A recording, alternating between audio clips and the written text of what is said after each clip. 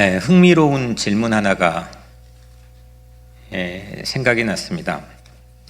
맡김에 관한 질문인데, 세상은 혼자 살기가 불가능하죠. 그래서 내일도 누군가에게 맡기거나 부탁하고, 또 남의 일도 내가 맡아서 하곤 합니다. 그래서 분업이 이루어지죠. 서로 더불어 사는 이유입니다. 서로가 필요한 존재가 되는 이유인 거죠. 이 원리가, 이 주제가 하나님과 우리 사이에서도 중요한 이슈가 됩니다. 지난 수요일에 우리 강창훈 목사님께 설교를 해 주셨던 것처럼 시편 37편 5절에 보면 내 길을 여호와께 맡기라. 잠언 16장 3절에 너의 행사를 여호와께 맡기라. 또 다가오는 수요 예배에 또 강창훈 목사님께 너희 염려를 다 주께 맡기라. 하나님께 우리의 일을 맡기라, 부탁하라, 의탁하라, 의지하라. 이 신앙의 상당히 중요한 덕목입니다. 맡기려면 믿어야죠. 믿어지지 않는데 맡길 수 없는 거죠. 하나님을 믿고 맡겨라. 맡기는 구체적인 방법에 대해서는 기도를 신앙 안에서는 우리가 알고 있습니다. 그런데 이 방향이 반대도 있습니다. 오늘 본문의 마태복음 25장 첫 절인 14절에 보면 또 어떤 사람이 타국에 갈 때 그 종들을 불러 자기 소유를 맡김과 같으니, 또 오늘 본문 가운데 21절에 착하고 충성된 종아 내가 적은 일에 충성하였음에 내가 많은 것을 네게 맡기리니, 오늘 또 외울 말씀 카드에 사람이 마땅히 우리를 그리스도의 일꾼이요 하나님의 비밀을 맡은 자로 여길지어다. 그리고 맡은 자들에게 구할 것은 충성이니라. 이 디렉션은 종전에 말씀드렸던 건 방향이 반대가 되죠. 이제 하나님이 우리에게 맡기는 겁니다. 하나님이 우리에게 맡기는 것과 또 우리가 하나님에 맡기는 것, 이 두 가지 중에서 무엇이 더 클까요? 어떤 게 더 클까요?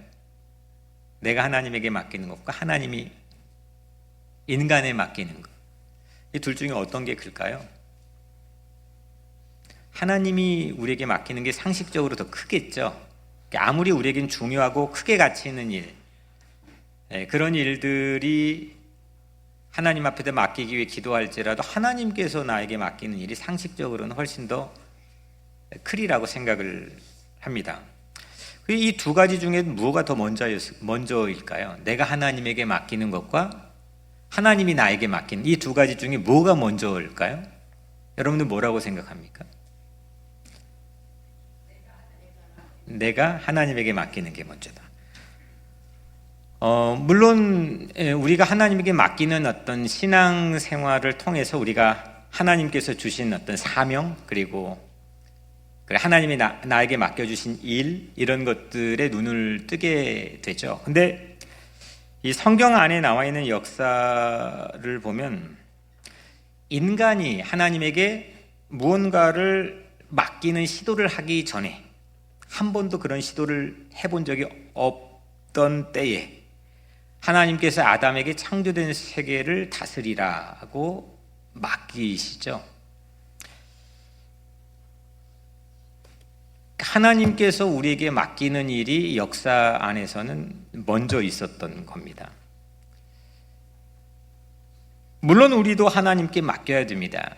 작은 일부터 큰 일까지 우리는 맡길 일들이 너무 많이 있습니다. 하지만 먼저 하나님께서 나에게 맡기신 일에 우린 눈이 떠져야 됩니다. 그 이유들을 오늘 우리 같이 한번 나눠보려고 합니다. 보통 내가 하나님께 맡길 때, 내가 하나님께 부탁하고 맡기고 의지할 때는 사람들이 절박할 때입니다. 그리고 내 힘으로 안 될 때입니다. 좀 내가 부족하거나 찌질해질 때 하나님께 찾아가서 하나님께 부탁합니다. 성공하고 잘 될 때보다 확률적으로 망하고 또 실패했을 때 하나님께 맡기는 경우가 훨씬 더 많이 있습니다. 그런데 하나님께서 나에게 맡긴 일이 있다고 생각하면, 하나님이 나에게 맡겨진 일이 있다고 가정하면, 그리고 확신하면 그 사람은 늘 하나님께 맡기게 됩니다. 실패했을 때나 성공했을 때나 잘 될 때나 안 될 때나 아플 때나 건강할 때나 언제나 하나님께서 나에게 일을 맡겨주셨기 때문에 그 사람은 늘 하나님께 맡기게 됩니다. 그래서 성경엔 하나님이 내게 맡긴 일, 하나님이 나에게 맡겨주신 일이 먼저입니다. 그냥 내 것, 내 사업, 내 자녀라고 생각한다면 사실 누구에게도 쉽게 맡기기가 어렵습니다. 내 돈인데 그 누구한테 맡깁니까? 다 따져봐야죠. 내 자식인데 누구에게 함부로 맡길 수 있겠습니까? 다 한번 따져봐야죠. 의심이 먼저 갑니다. 심지어 하나님께도 잘 안 맡깁니다. 그런데 본래 하나님의 것이고 하나님이 내게 맡긴 것이라면 의심이 필요가 없습니다. 그건 하나님 것이니까 언제나 늘 항상 맡기는데 매우 익숙해질 수 있습니다. 그거를 뭐라고 부르냐? 사명이라고 부릅니다. 하나님이 나에게 맡겨주신 일이 있는 사람, 그런 자기인식을 가진 사람을 사명자라고 부릅니다. 삶은, 우리 크리스찬들의 삶은 사명자로 살아내야 될 줄로 믿습니다. 여러분들이 사명자로 살기를 바랍니다. 그래야 의미 있는 삶을 살게 되고 목적이 분명한 삶을 살게 됩니다. 사명이 없으면 목적이 흐릿해지고 내가 어디를 향해서 가고 있는지 알지 못할 때가 많습니다. 우리는 분명히 우연히 던져진 존재가 아닙니다. 분명한 목적을 가지고 우리는 살아가는 겁니다. 나의 존재 가치를 무엇로 우리가 확인할 수 있느냐? 내가 무엇을 맡고 있느냐에 따라서 그만큼의 내 존재 가치가 결정됩니다. 누가 무엇을 나에게 맡기고 있는지, 나는 그거를 의식하고 사는지, 그거에 따라 내 삶의 퀄리티가 결정이 됩니다. 그래서 나는 맡김을 받은 존재다. 이 의식을 갖는 게 상당히 우리 인생은 중요합니다. 나는 그냥 존재가 아니다. 뭔가 사명을 맡고 있는 존재이다. 우리는 모두 다 첫 번째 탄생을 했습니다. 어머니 뱃속에 첫 번째 태어났습니다.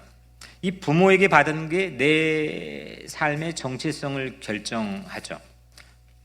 나는 한국인이고 또 피부 색깔, 또 나의 문화권은 어디이고, 또 내 고향은 어디고, 내 혈액형은, 내 기질은, 나의 성격은, 천성은 어떤 것인지 첫 번째 탄생이 우리에게 그거를 결정해 줍니다. 그거에 영향을 가지고 삽니다. 그런데 크리스찬들은 좀 독특한 사건을 얘기하죠. 두 번째 탄생을 얘기합니다. 이건 인생의 가장 중요한 사건이죠. 크리스찬들에게는. 이거를 거듭남, 다시 태어남이라고 얘기합니다. 이 다시 태어나는 것은, 거듭남은 사명이 새로운 나로 살게 합니다. 사명. 맡겨진 일에 눈을 뜨게 됩니다. 왜 사는지에 대한 답을 가슴에 품고 삽니다.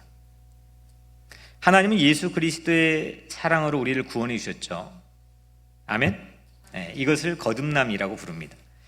근데 이 신앙에서의 가장 커다란 사건, 이 다시 태어남은 우리에게 새로운 아이덴티티를 줍니다. 하나님의 일, 다시 말하면 사명, 나에게 맡겨진, 하나님이 나에게 맡겨주신 일. 이 사실의 목적을 두고 분명한 삶을 사는 게 크리스찬들의 거듭남 이후에 새로운 아이덴티티를 가지고 사는 삶입니다.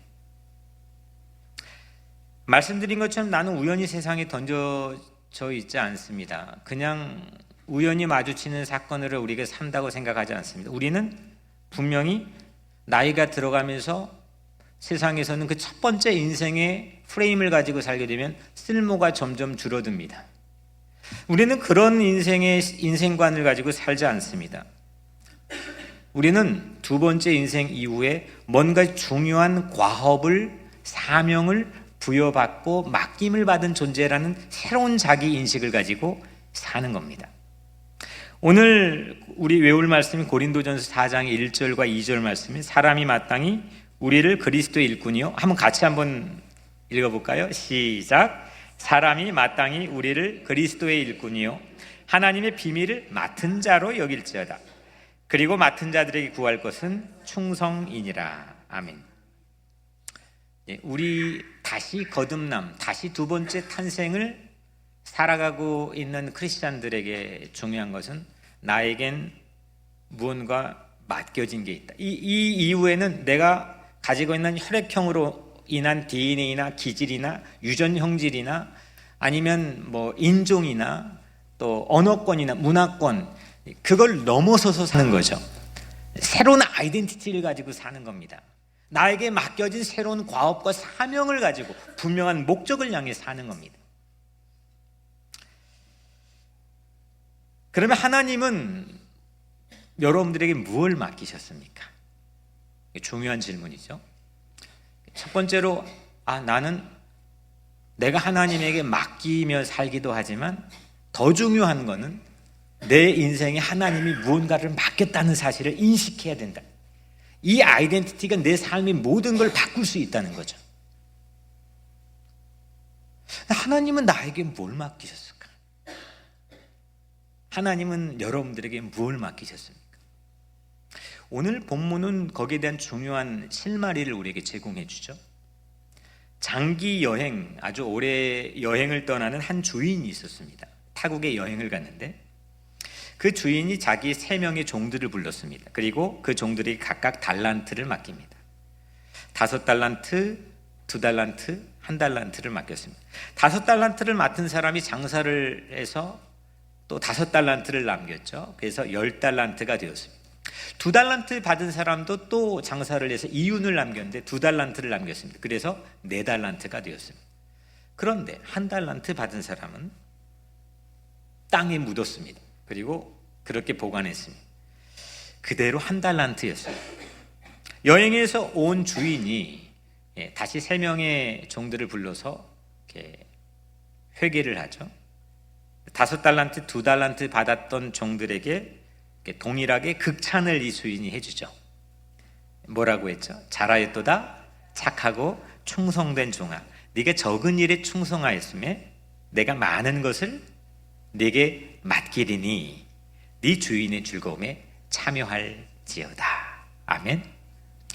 그러니까 이 인생의 프레임 자체가 맡겼는데 잘해서 또 맡기는 거죠. 그러니까 이 맡기는 게 이 이름도 안 나와 있고 이 사람 구체적인 행동 양식도 우리에겐 보여주진 않지만 중요한 패런은 뭐냐면 계속 맡긴다는 겁니다. 오늘 여러분들에게도 그런 도전이 있기를 바랍니다. 그냥 내 힘으로 뭔가를 막 내가 만든 계획과 목적으로 해보세요. 뭐 그게 되나? 끝까지 잘 가지 않잖아요. 또 중간에 조금만 비바람이 불어도 우리는 흔들릴 때가 많잖아요. 그런데 오늘 예수님께서 해주신 이 비유의 스토리, 이 안에서 보여지는 이 성공 모델, 뭔가를 맡겨지는 사람, 그런 사람이 오늘 여러분들의 삶이 되기를 주님의 이름으로 간절히 축복합니다.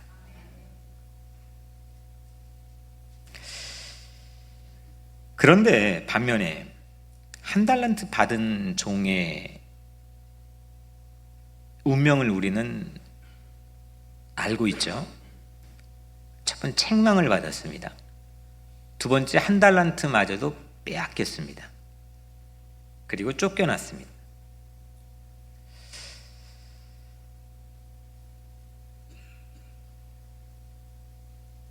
이게 차라리 1달란트 받은 사람이 땅에 묻어놓고 이 5달란트 받은 사람이 차라리 땅에 묻어놓고 1달란트 받은 사람이 밖에 나가 열심히 장사해가지고 최소 2달란트를 만들어낸 이야기가 훨씬 더 극적이고 우리의 감동을 줄 텐데, 토끼와 거북이 경주를 보면 만약에 가다가 경주하다가 누가 잤죠? 토끼가 잤죠. 그러니까 만약에 그러면 거북이가 잤다고 칩시다. 거북이가 잤어요? 그러면 여러분들은 그 이야기를 읽으면서 어떤 마음이 들겠습니까? 거봐라, 뻔할 뻔짜, 거기서 뭐가 나오겠니? 그럴 줄 알았다. 이런 얘기 하지 않겠습니까? 오늘은 마치 꼭 그와 비슷한 뉘앙스로 1달란트 받은 사람이 실패했습니다. 이 이야기 안에서 달란트가 과연 뭐냐, 이게 하나님이 맡겨주신 달란트가 과연 뭐냐 이겁니다.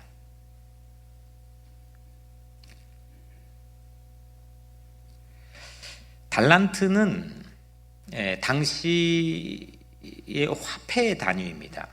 원래는 저울이라는 히브리어에서 나온 말은 저울이라는 건데 무게의 단위인데, 여튼 당시 예수님 당시에는 화폐 단위로 통용되는 말이 달란트입니다.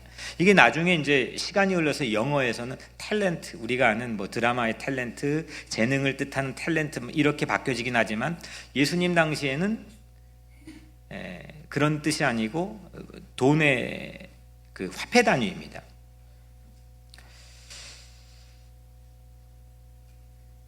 맡긴 달란트가 뭐냐?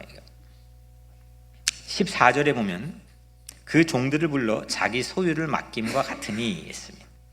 그 종들을 불러 자기 소유를 맡김과 같으니, 무엇을 맡겼습니까? 자기 소유를 맡겼죠. 자기는 누구입니까? 주인이죠. 이거는 그러니까 타고난 재능이 아니라 주인의 소유를 맡겼습니다. 그냥 그 사람이 애시당초 부모로부터 받은 미천이나 유산이나 이런 걸로 어차피 개천에 용나기 힘든 세상에 5달란트 받은 자는 그냥 잘 될 수밖에 없어. 이런 논리가 아니라 이 달란트의 정체는 주인의 소유입니다. 똑같이 동일하게 주인의 소유입니다. 특히 마태복음 25장, 우리가 읽은 25장 전체는 예수님이 3가지 비유를 이야기하는데 뭐에 대한 거냐면 전부 천국 비유입니다. 그러니까 하나님 나라의 비유입니다. 그러니까 하나님 나라의 맥락에서 우린 이해할 수 있죠. 그래서 천국은 마치 뭐뭐와 같으니라고 이 이야기를 시작하시죠. 예수님이 천국은 자기 소유를 맡기는 것과 같으니, 그러니까 주인의 소유인 달란트는 그래서 하나님의 나라입니다. 사랑과 정의가 구김없이 펼쳐지는 하나님의 나라, 이것이 그들에게 맡겨진 달란트의 정체입니다. 하나님의 나라, 하나님이 소중하게 생각하는 가치, 하나님의 뜻, 이거를 그들에게 맡겼습니다. 이 주인의 소유를 남기는 충성이 있는 사람에게는 더 풍족하게 해주시고, 그것이 없는 불충한 사람에게는 그것마저 빼앗고 축출하는 이야기가 오늘 예수님이 해주신 얘기입니다. 그러면 나에게 하나님 맡겨주신 5달란트는 무엇일까? 나에게 맡겨주신 2달란트의 가치는 무엇일까? 하나님의 소유이고 하나님의 나라의 가치인 나에게 맡겨주신 것은 무엇일까? 하나님의 소유를 맡은 자로서 내 사명이 여러분들의 삶 안에서 발견되어지죠. 올해 비전은 이사야 58장 12절입니다. 올해 황폐된 곳들을 다시 세울 것이며 넌 역대 파괴된 기초를 쌓으리니. 올해 황폐된 곳을 다시 세우는 것, 이것이 올해 우리 공동체에 맡겨주신 달란트입니다. 사명입니다. 그리고 같은 절에 너를 일컬어 무너진 데를 보수하는 자라 할 것이며 길을 수축하여 거할 곳이 되게 하는 자라 하리라. 보수하는 자라, 우리를 2가지로 부르죠. 보수하는 자라, 영어 성경에 repairer, 그러니까 수리하는 자, 고치는 자. 그리고 2번째로 수축하는 자, restorer, 회복하게 하는 자, 수축하게 하는 자. 이 두 가지로 올 한 해 우리의 사명을 하나님께서 불러주시는 거죠. 올해 우리 공동체에 맡겨진 달란트이자 사명은 보수하는 자, 수축하는 자. 이 달란트를 우리 가슴에 품고 다시 여러분들 충성하는 한 해가 되기를 주의 이름으로 축복합니다. 이 달란트는 하나님의 소유, 하나님의 가치, 하나님의 나라인 거죠.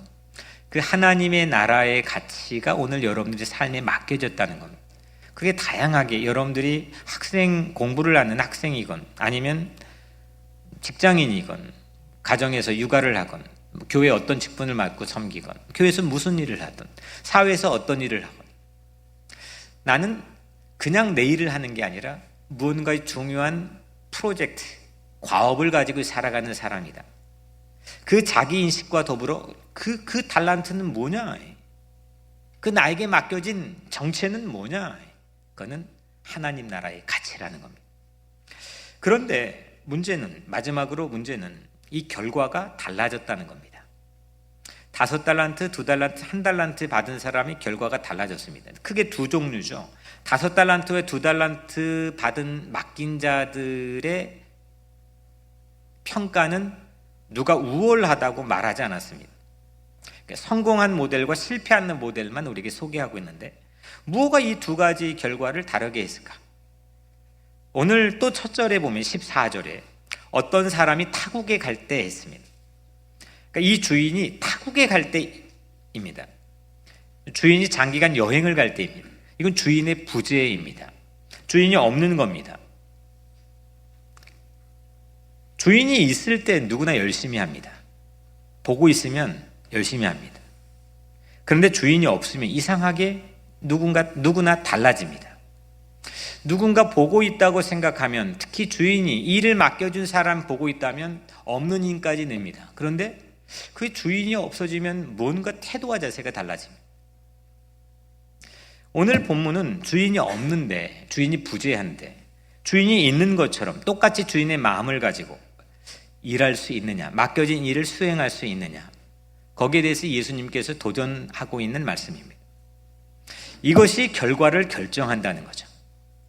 나에게 맡겨진 일에 대한 결과를 결정하는 중요한 요소가 바로 주인의 부재 시에 가지는 우리 각자의 삶의 태도와 자세라는 겁니다. 예수님이 이 비유를 들었던 당시 이 비유를 들었던 청취자는 제자들입니다. 예수님 옆에 이 제자들이 당시 이 이야기를 들으며 옆에 있었죠. 예수님이 존재했습니다. 그런데 마태복음 25장인데 세 단계만 건너뛰어서 27장에 가면 예수님이 십자가에 매달려 있습니다. 그리고 죽으셨습니다. 예수님이 부재한 상황이 시작되었습니다. 그때 부재를 눈앞에 둔 상황부터 제자들은 당황하기 시작했습니다. 삶의 태도와 자세가 완전히 바뀌어졌습니다. 예수님의 부재가 그들의 삶에서 티가 나기 시작했습니다. 예수님의 부재가 결국은 중요한 이슈를 만들어냈습니다. 하던 일을 계속하기 어려웠습니다. 의욕이 상실되고 동기가 결핍되고 공포 증세가 밀려오는 제자들의 모습을 우리에게 보여줍니다. 아무 일도 엄두를 못 냅니다. 베드로를 보십시오.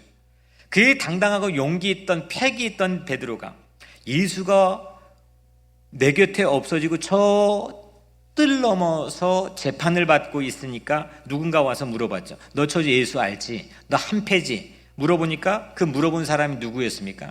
아주 힘없는 소녀였습니다. 그 소녀 앞에서 예수님의 이름을 저주하고 부인하지 않았습니까? 이게 없으니까 순간 당황하는 겁니다. 하던 일을 못할 정도가 아니라 했던 일조차 다 부정해버립니다. 예수님 부재에 곧 티가 났습니다. 예수님 장례를 치른 후에 엠마오로 향하는 두 제자 이야기가 예수님 장례를 치른 후에 엠마오로 향한 두 제자 이야기를 우리는 알고 있습니다. 다시 살아난 예수님이 길에서 같이 걸었죠. 부활하신 예수님이 엠마오라고 하는 도시를 향해 같이 걸었습니다. 두 제자가 걸었습니다. 근데 두 제자가 몰라봤죠. 해왔던 일에 관심을 잃었기 때문입니다. 익숙했던 일에 그 예수님의 부재로 인해서 모든 것들을 상실했기 때문입니다. 배에서 제자들과 예수님이 타고 있던 배에 풍랑을 만난 이야기가 또 복음서 안에 있죠. 그때 그 배 안에 예수님이 있었습니다. 근데 잠깐 잠을 주무시고 계셨다고 성경에 나와 있죠. 예수님이 함께 있었는데 제자들 두려워했습니다. 왜냐하면 눈에 보이지 않았기 때문입니다. 예수님의 부재가 완전 그들의 마음을 전혀 다른 마음으로 바꿔놔 버렸어요. 이 부재라는 게 엄청난 크게 우리에게 영향을 미치는 거죠. 몇 발자국 떨어진 곳에 예수님이 주무셨는데 제자 마음이 바뀌었습니다. 충성의 평가는 결국 부재 시에 나타난 이 삶의 태도와 자세로 판가름이 납니다. 무엇이 충성이냐? 충성의 사전적인 뜻을 보니까 진정에서 우러나오는 정성, 이거를 우리 한국말에서는 충성이라고 부릅니다. 진정, 정성이 과연 우리에게 있는가? 무언가 내가 하고 있는 일에 대한 진정성, 정성, 이게 나에게 있는가? 하나님이 나에게 맡겨준 육아, 하나님 나에게 맡겨준 직장일, 하나님 나에게 맡겨준 직분, 하나님 나에게 맡겨준 세상의 모든 일들, 이거에 대한 진정성, 정성이 과연 내 마음속에 삶의 태도와 자세에 있는가? 때론 나의 주인신 하나님께서 내 옆에 함께 있는 것처럼 보이지 않는 매우 열악한 상황으로 보여지는 때에도, 다시 말하면 그 주인의 부재처럼 여겨지는 그런 열악한 상황에서도 내가 충성을 잃지 않고 진정과 정성으로 내 삶을 살아가는 모습이 과연 나에게 있는가?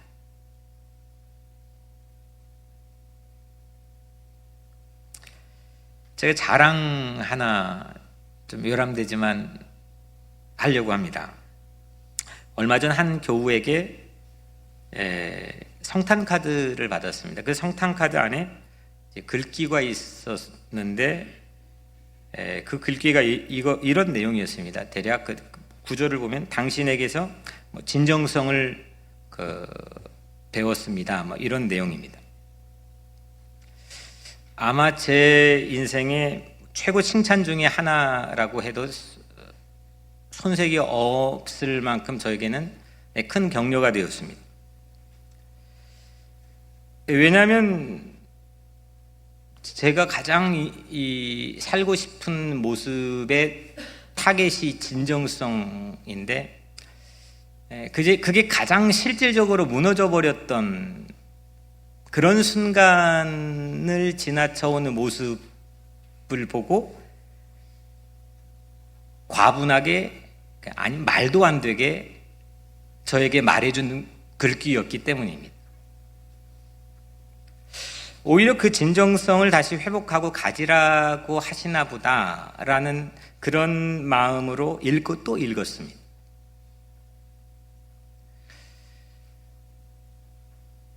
우리들은 진정성, 정성, 이런 마음으로 내게 맡겨져 있는 내게 맡겨진 일에 대한 충성을 다하는 삶을 과연 살고 있는가? 아니면 일에 대한 반복으로 내가 숙련된 그런 일의 스킬을 가지고 매너리즘에 빠져 있는지도 알지 못한지 그냥 우리는 살고 있는 건 아닐까? 그리고 한 걸음 더 나아가도 그냥 내 욕심과 탐욕으로 일을 오히려 그르치면서도 나에게 맡겨졌다고 하는 이 어마어마한 내 삶에 대한 새로운 자기존재 인식을 잃어버리고 살고 있지는 않는가? 누군가가 나를 그냥 업신여기 무시하는 그런 것도 전혀 아랑곳하지 않고 내 삶의 가치를 다시 빌드업 하는데 전혀 관심을 두지 않고 그냥 목적 없이 살고 있지는 않는가? 오늘 이 본문은 우리에게 상당히 큰 도전을 주고 있습니다. 비바람이 쳐도 비바람이 쳐도 우리의 삶에서 어떤 상황에서도 충성을 다하고 있는가? 맡겨진 일에 충성을 다하는 능력이 나에게 있는가? 이걸 타고난 재능으로 탤런트를 해석해버리면 이건 빈익빈 부익부를 고착화하는데 우리는 익숙해져 버립니다. 이 본문 자체를 우리는 그렇게 활용할 때가 상당히 많습니다. 탤런트가 뭐냐? 세상의 논리와 교회의 논리를 매우 비스무리한 패턴으로 만들어버려서 이게 교회인지 세상인지 구분이 안 되는, 아무런 거룩한 자존감도 보이지 않는 그런 모습으로 크리스찬들이 기죽어 있는 채로 살아갈 때가 많이 있습니다.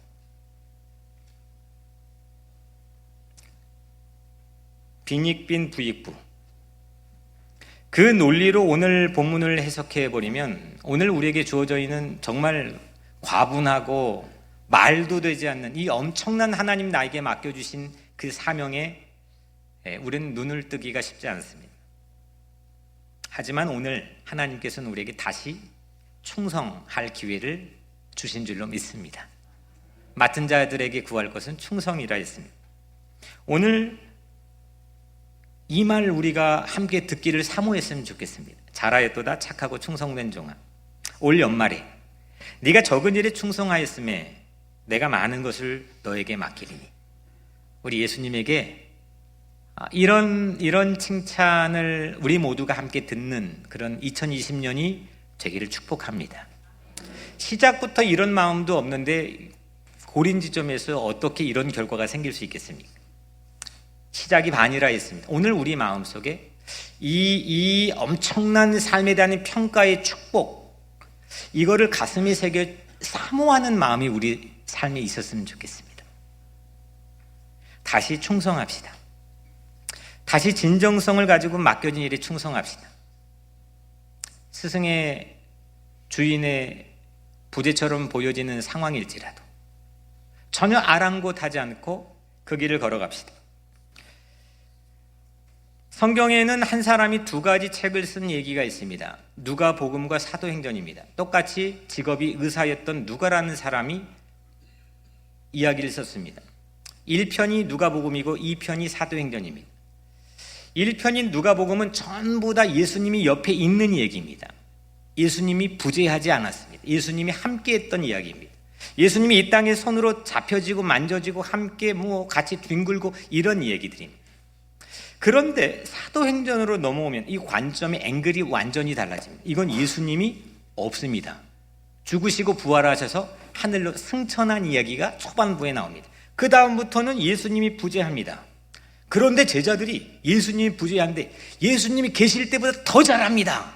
이 이야기를 기록해 놨습니다. 이게 사도행전의 역사이고 교회라고 하는 시초를 써놓은 역사입니다. 오늘 우리 삶에도 마찬가지로 때론 우리가 상실하고 잃어버리고 뭔가 부재한 상황이 우리에게는 수없는 도전을 제공합니다.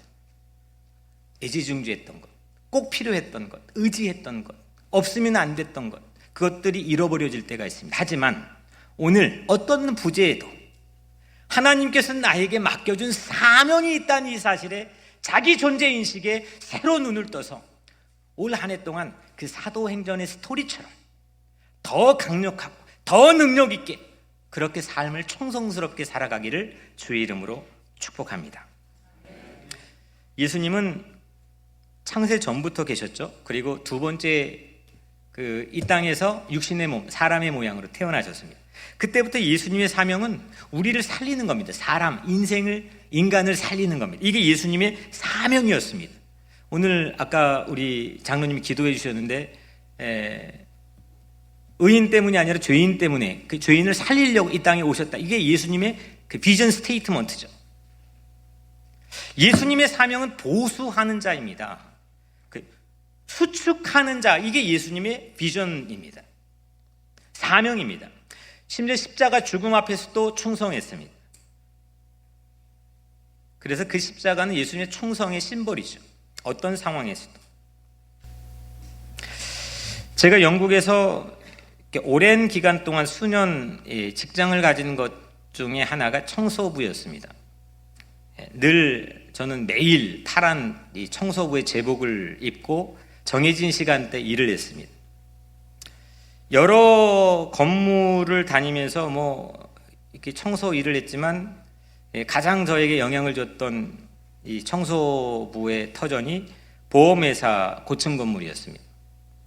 저는 보험회사 직원으로 일하는 게 아니라 그 보험회사 직원들 밑에서 이 바닥을 기며 청소해주는 사람으로 수년을 일했습니다. 그런데 그 파란색 청소부 제복 가슴에 단어 하나가 딱 적혀 있습니다. 인테그리티. 그리고 그 건물 보험회사의 고층 건물에 크게 그 단어, 동일한 단어 인테그리티가 쓰여 있습니다. 이 단어만큼 이건 한글로 번역하기가 매우 난해합니다. 일관성이 없습니다. 어떤 상황에 따라 이거는 많은 빛깔을 나타내는 단어입니다. 저는 영어를 모국어로 사용하는 사람보다 이 단어만큼은 제가 자신이 있습니다. 매일 묵상을 했습니다. 매일 바라봤습니다. 인테그리티가 뭐냐? 진실, 성실, 신실, 충성, 정성, 여러 가지로 해석되는 이 무궁무진한 뜻을 함유하고 있는 이 인테그리티. 오늘 우리 이 새 벽두초에 하나님께서는 이 안에 담겨있는 무수한 영감을 여러분들이 각자 삶에서 길어내기를 원하시는 것 같습니다. 하나님이 나에게 맡겨주시는 게 뭘까? 그 일에 대한 태도와 자세를 어떻게 해야 될까? 그 일의 정체가 뭘까? 처음부터 끝까지 충성을 다해 착하고 충성된 종이 되시기를 축복합니다. 착하고 충성된 종이라 불리울 사랑하는 여러분, 나는 감히 하나님의 일을 맡김받은 사람입니다. 목사만 그런 게 아니라 피차 동일한 만인 제사장직을 가지고 있는 게 우리 개신교입니다. 목사도 성도도 모두 다 우리는 하나님의 사명을 맡은 자들입니다. 5달란트를 맡은 인생입니다. 2달란트를 맡은 인생입니다. 우리 5달란트는 황폐되고 고장난 것들을 보수하고 수축하는 그런 사명입니다. 주인이 없어도 없는 티 내지 않고 있는 것보다 더 멋지게 충성하는 2020년 되기를 축복합니다. 그것이 사명자의 삶입니다. 진정성 자체로 삽시다. 진정성의 심벌이 됩시다. 끝까지 충성, 한결같이 충성, 감히 십자가를 우리가 따르며 충성하는 예수 그리스도의 제자의 삶을 여러분들 모두가 살아내기를 주님 이름으로 간절히 축복합니다.